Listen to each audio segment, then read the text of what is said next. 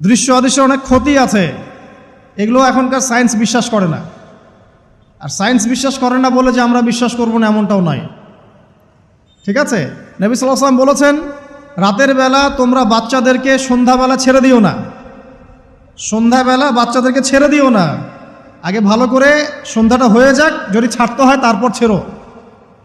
তারপর রাতের রাত যখন গভীর হবে তখন তোমরা এলোপাথালি ঘোরাফেরা করো না, রাস্তাঘাটে বনে জঙ্গলে ঘোরাফেরা করো না, কারণ এই সময় এমন কিছু মাখলুককে আল্লাহ পাক ছেড়ে দেন যাদেরকে তোমরা দেখো না। এখন বিজ্ঞান যেটা প্রমাণ করতে পারে নাই, এটা কি বিজ্ঞানের ব্যর্থতা না ইসলামের ব্যর্থতা?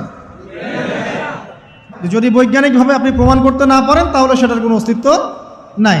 এই কথাটাকে ডাহা মিথ্যা কথা। যদি মুমিন হতে চান তাহলে এই কথার উপরে এসে ইসলাম কবুল করতে হবে। যদি মুমিন মুসলিম হতে চান এই কনসেপ্টটার ঊর্ধ্বে এসে ইসলাম কবুল করতে হবে। আল্লাহ রব্বুল আলামিন এবং তার রাসূল যা বলেছেন সেটাই চূড়ান্ত সত্য, সেটা আমরা প্রমাণ করতে পারি বা না পারি, এটাকে অন্ধভাবেই বিশ্বাস করতে হবে। এটাই হচ্ছে একটা মৌলবাদী কনসেপ্ট। আর এভাবে ইসলামের মৌলিক বিষয়গুলোকে না মানলে কেউ মুসলিমই হবে না। কথা কি বুঝতে পারছেন? আচ্ছা, তিনি বলছেন রাতের বেলা এমন কিছু মাখলুক বের হয় যাদেরকে তোমরা দেখো না। দুষ্ট জিন বের হয়। কি বের হয়?